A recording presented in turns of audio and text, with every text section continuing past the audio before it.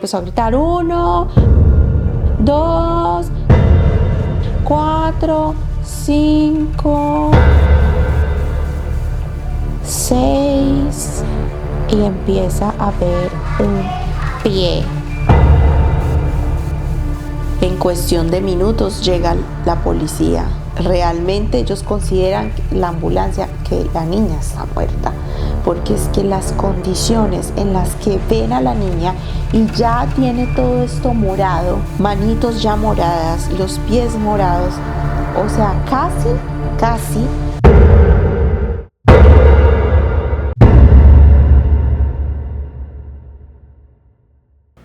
¿Qué hacen ustedes antes de irse para la cama a dormir? Bueno, yo primero tomo agua, apago las luces. No deja luces prendidas. Apaga luces, listo. Usted, en su casa. Play, por ahí 1 hora, 2 horas, y ya, y apago las luces, saco la perra que orine, y ya ahí me voy a la cama. Y deja la puerta abierta de la perra.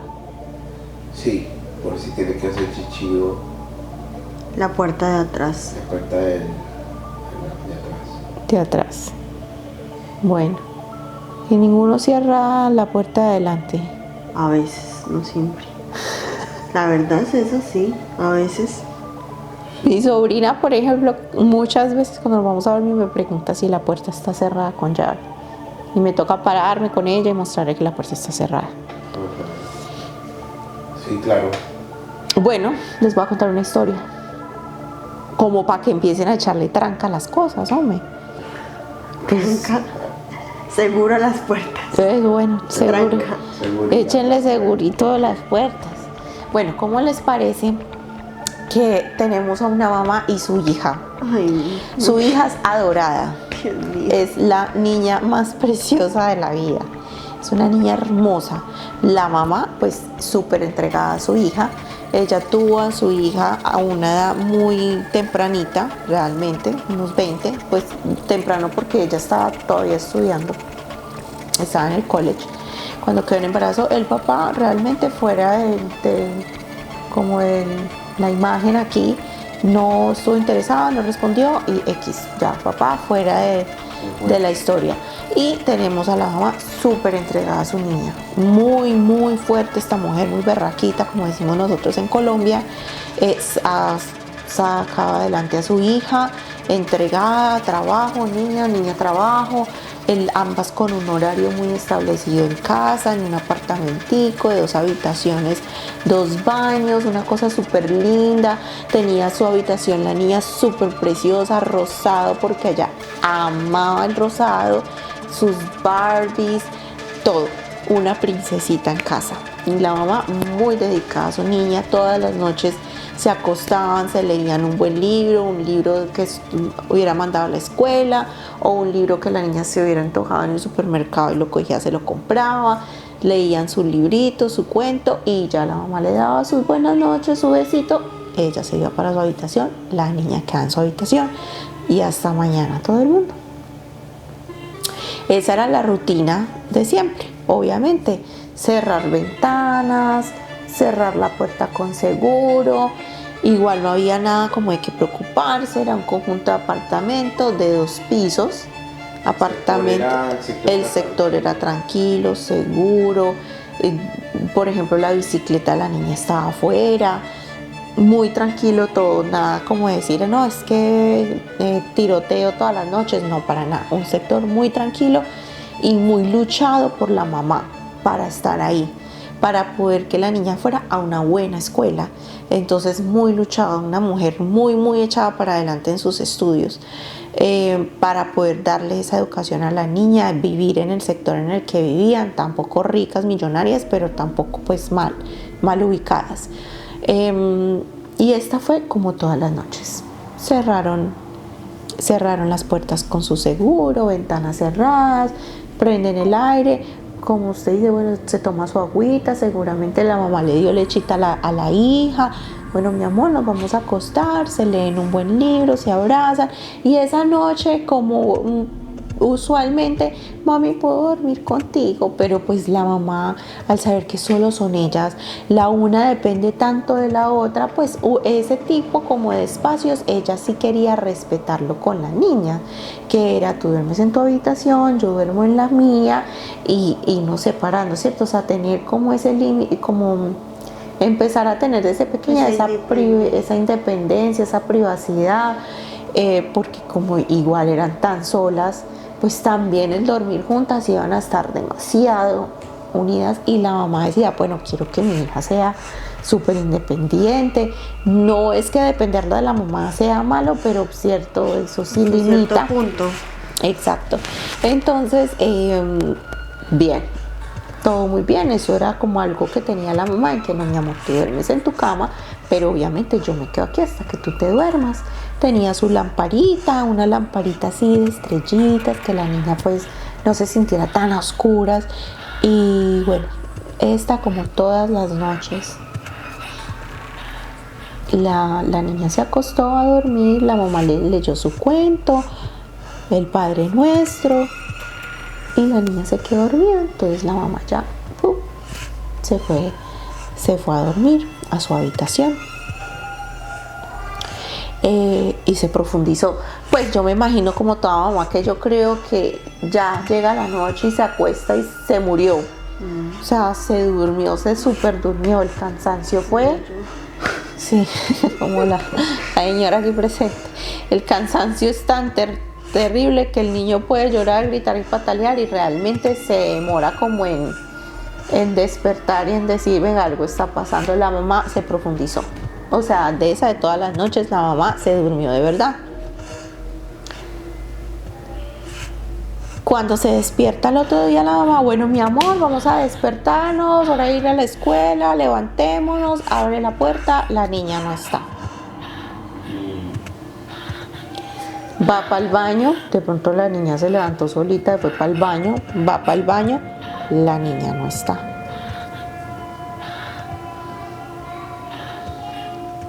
Cocina, la niña no está. Closet, la niña no está. Sala, la niña no está. ¿Dónde está la niña? El balcón, la niña no está. Y ya está, porque el apartamento era pequeño. O sea, no era una cosa pues de que: ay, busquemos en la piscina, se ahogó. No, era un apartamento pequeño. La niña no está en el apartamento. Esa mujer se ha enloquecido. ¿Dónde está mi niña? Inmediatamente llama al 911, o sea, en segundos llama al 911. Mi hija ha desaparecido. Bueno, la policía llegó en cuestión de segundos, porque la edad de la niña tenía 7, 8 años.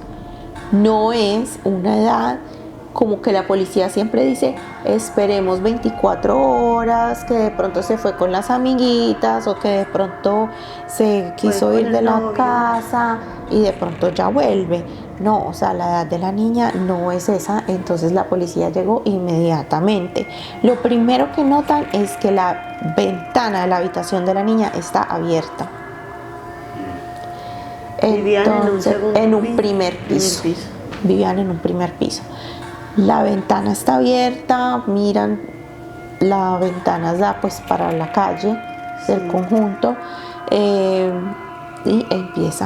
empiezan ya a notificar a toda la policía, el radio, televisión, las noticias locales: desaparecida esta niña, por favor, si la ven, si la ubican, llamar al 911, informar a la policía.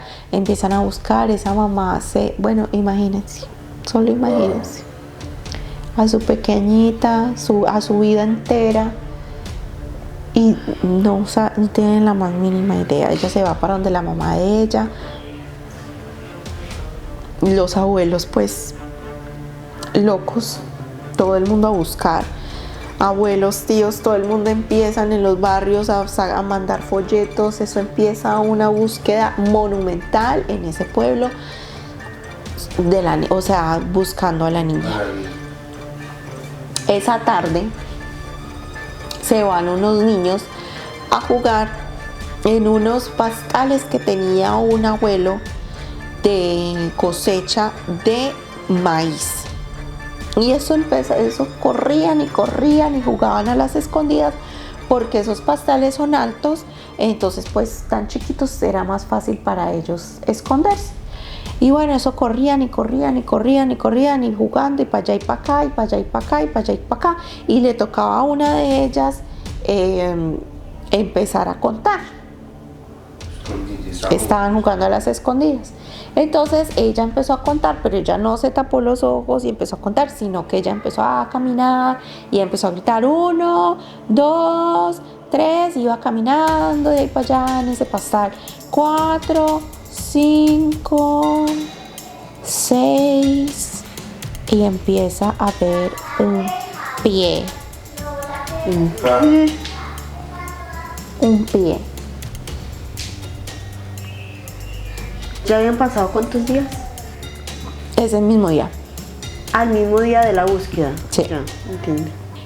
Entonces la niña ve un pie, y cuando se asoma ve una niña parecida a ella, casi que amiga de ella se podría decir, porque pues a ver, somos casi de lo mismo, y estás ahí tirada, desnuda, y estás llena, empapada de sangre, casi que muerta.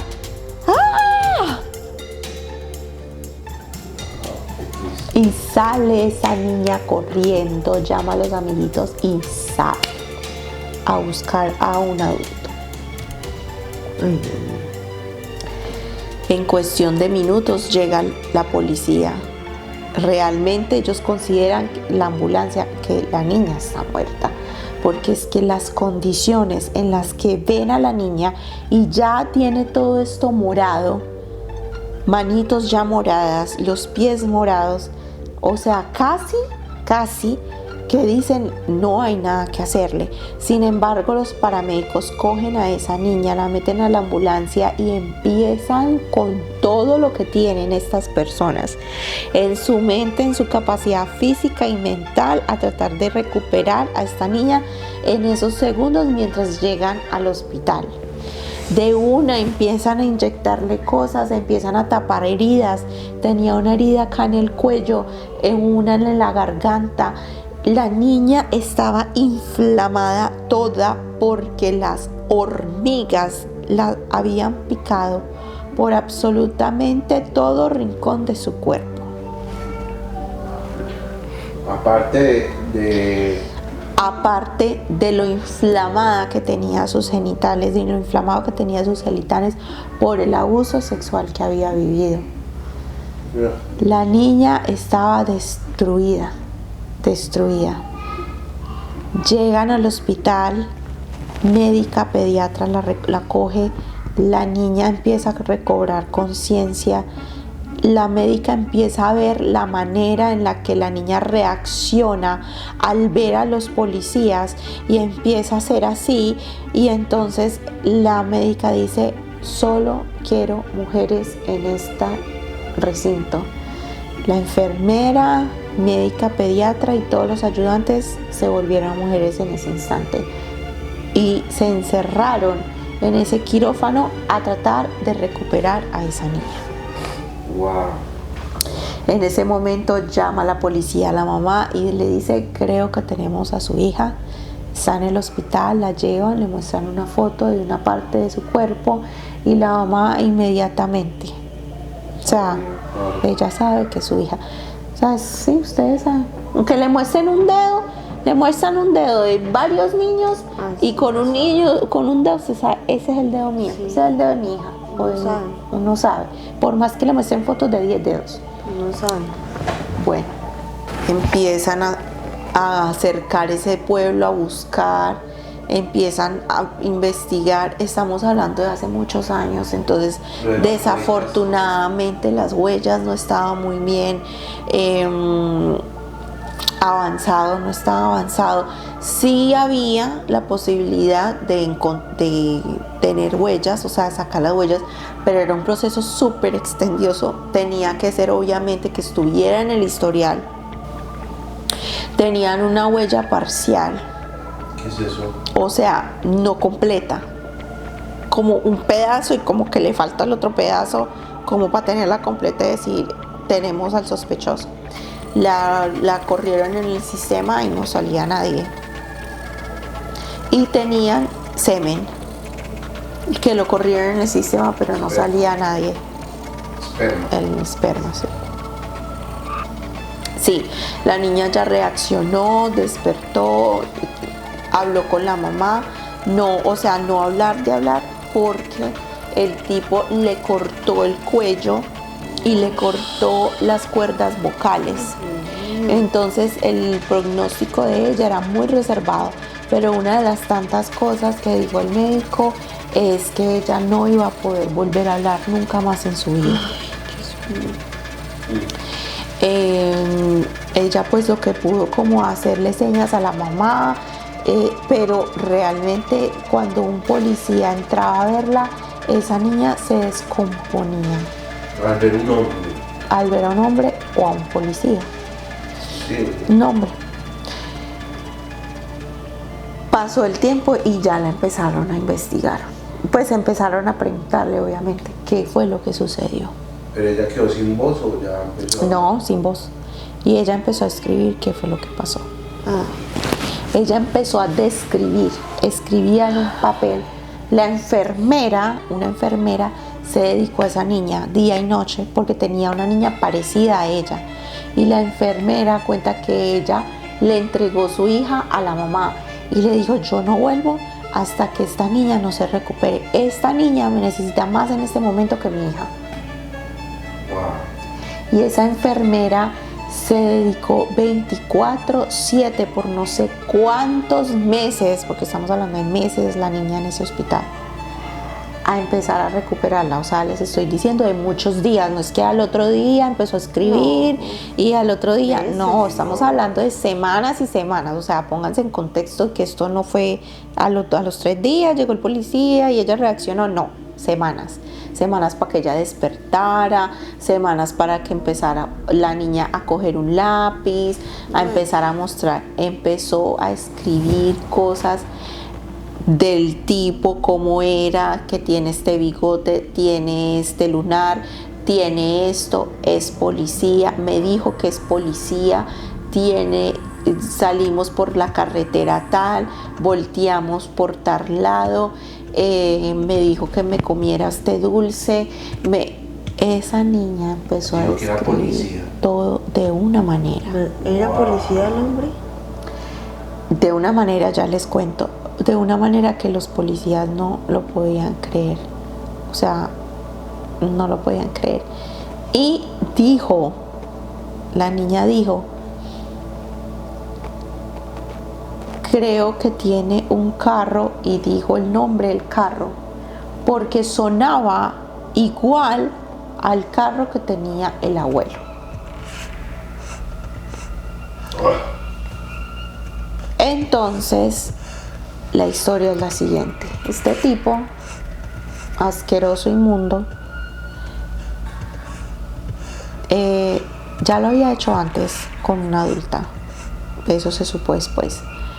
Pero simplemente un día vio a la niña, le pareció muy linda, la niña era muy linda, le pareció muy linda y se percató en qué apartamento vivía la niña. Todo el movimiento de la niña.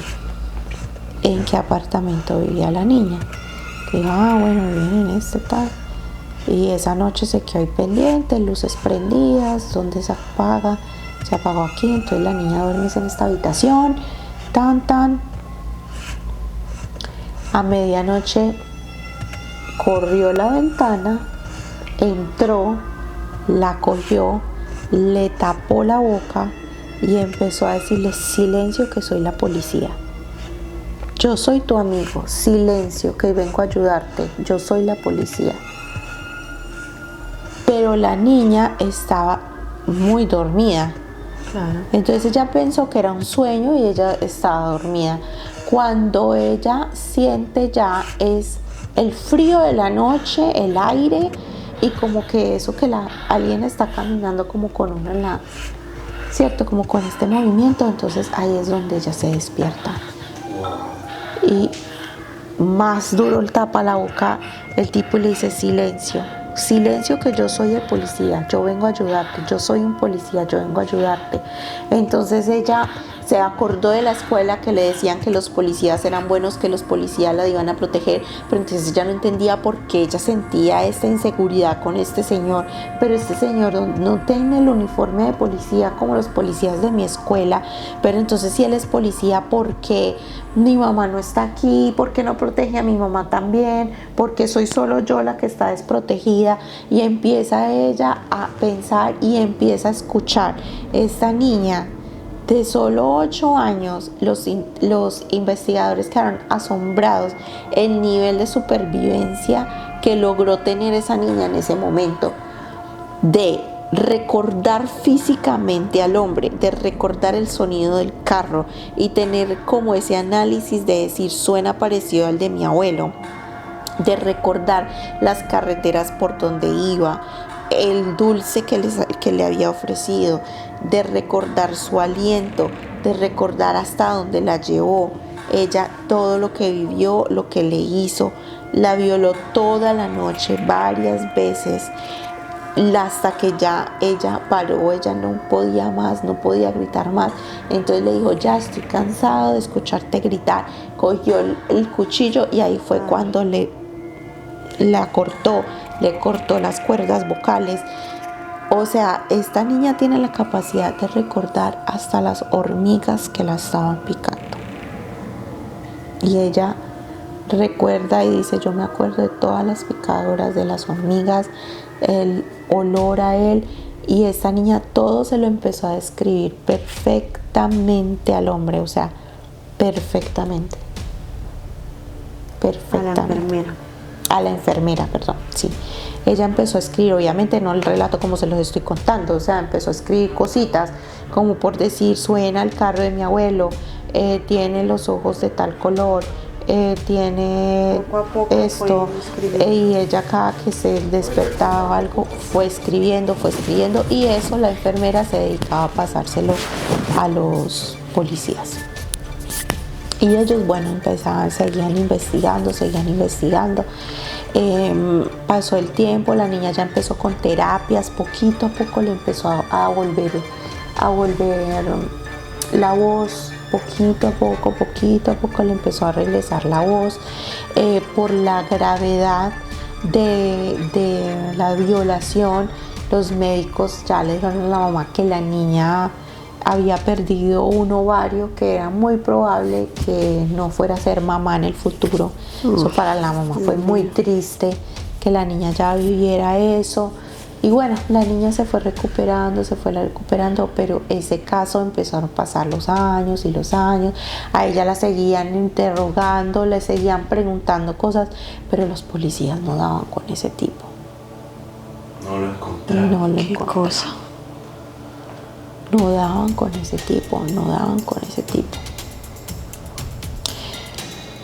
Pasaron los años de los años. Ahora les estoy contando que esta mujer ya es casada, logró volver a hablar, defensora de las mujeres en vulnerabilidad, defensora de mujeres con trauma, estudió psiquiatría, o sea, una mujer espectacular. Se casó, logró tener el milagro de tener un bebé, o sea, una maravilla de mujer. Y la llama al policía y le dice: yo voy a coger tu caso está... Un policía, un investigador. Y ella le dijo: venga, no más, ya han pasado demasiados años, ¿qué más quiere? Ya, yo sobreviví esto, yo volví a hablar, ya no hay nada más que hacer, ¿qué más quieren? No, yo voy, nosotros vamos a lograrlo, vamos a lograr detener a ese tipo. Lo que te hizo no puede quedar impune, nosotros lo podemos lograr. Vuelve este policía a analizar todas las pistas, toda la evidencia, todo lo que tenían. El tipo vuelve a meter las huellas parciales que tenían, todo, y salió algo. empiezan a investigar a este tipo y para hacerles el cuento corto, la cereza de ese pastel, ¿cuál fue? Que tenía el mismo carro que tenía el abuelo de la niña en esa época. Y esa fue una de las más grandes evidencias de que tenían a su persona. Lo llaman a interrogatorio. Él ya ha sido acusado. Él ya había sido acusado por violación. Estuvo unos años en prisión y lo dejaron en libertad. Y ya al volver en esta época a meter toda la información que tenían sobre este caso, salió él. Ahora sí salió él, ya había algo en el sistema. Lo empiezan a investigar y le dicen, es que no, ¿tú te acuerdas de la niña fulana de tal? Y ese hombre se pone a llorar y a llorar y a llorar y a llorar y a llorar. Y él dice, ¿qué? ¿Usted cómo me está hablando de ella? Y dice, es que ella está viva. ¿Qué?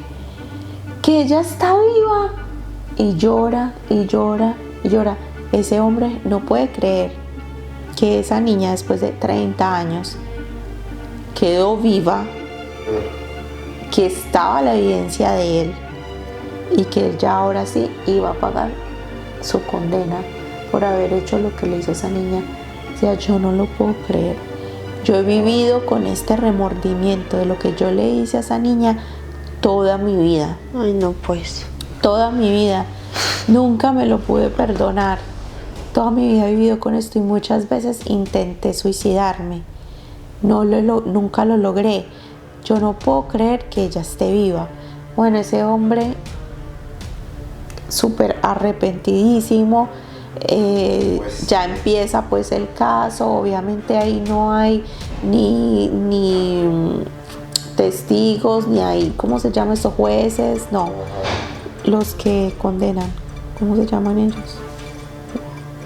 Sí, Pues El jurado. No hay jurados porque todo está ahí. Y él se declara culpable. Ella ya se prepara para el día en que van a dictar la condena. Ella se prepara ese día, escribe todo lo que tiene para encontrárselo. Ella está lista toda la vida tratando de encontrarlo. Toda la vida ella tratando de encontrarlo. Ella está lista para todo lo que tiene para decirle. Y recibe una llamada cuando el detective le dice, tengo algo para decirte y no te va a gustar. Y ella dice, no me diga que lo hizo. Ella sintió, ella tuvo ese presentimiento. Dijo, sí, lo hizo. El tipo se suicidó ahí en la cárcel. Entonces para ella eso fue como duro, pero sin embargo ella después dice, no me hago la víctima, nunca lo fui. O sea, yo logré salir adelante, me dijeron que no podía tener hijos, tuve hijos, me dijeron que no iba a volver a hablar, hablo. Y he hecho una gran vida y tengo un gran esposo y he salido adelante. Pero ese momento fue duro porque me quitó mi infancia, mi inocencia, me quitó muchísimas cosas, me dejó un trauma de por vida y además me quita la oportunidad de mirarlo a los ojos y de decirle la mujer en la que yo me he convertido. O sea, me lo quitó todo. Es como que si me hubiera vuelto a quitar la voz. Sin embargo, el esposo la lleva al cementerio donde lo enterraron y ella ahí lee lo que tenía para decirle en él. Saca todo lo que tenía por sacar. Uy, no. O sea que esto es una historia más que de muerte, porque no hubo muerte, es de sobrevivencia y superación, de superación, que es admirable. Y de milagros, porque los policías no daban, los policías no, los médicos no daban ningún porcentaje de vida hacia la niña. O sea, la niña estaba más muerta que viva. Yo me sorprendo de esas personas que superan eso que viven, o sea, esas cosas que viven cómo hacen para superar eso y hasta perdonar. Me sorprendo también de cómo alcanzan a perdonar a esa persona que les hizo tanto daño. O sea, eso es otro nivel. Eso es admirable. Eso es admirable. Eso es admirable. Yo no sé si yo no sería capaz de perdonar una cosa de esas. Lo que pasa es que yo digo que uno cargar con ese resentimiento es más uno el del problema que la otra persona. El otro tipo estaba viviendo bien, es más, tenía su familia. Pero y uno toda la vida cargando con algo, el resentimiento no deja realmente disfrutar por completo la vida. Sí. Entonces, o sea, el volver a recuperarse es un proceso, claro. Proceso. Aprender a vivir con eso. Uh-huh. Aprender a vivir con eso. No, eso es una carga que pocas personas son capaces de llevar. Y pues, que son admirables. Por eso yo siempre he dicho que Dios no le manda a uno nada que uno no pueda soportar. Sabe hasta dónde uno logra. Dejen sus comentarios qué tanto serían ustedes capaces de perdonar y de superar un trauma tan grande como el que sufrió esta niña a su corta edad. Yo creo que yo me demoraría más de 30 años en eso.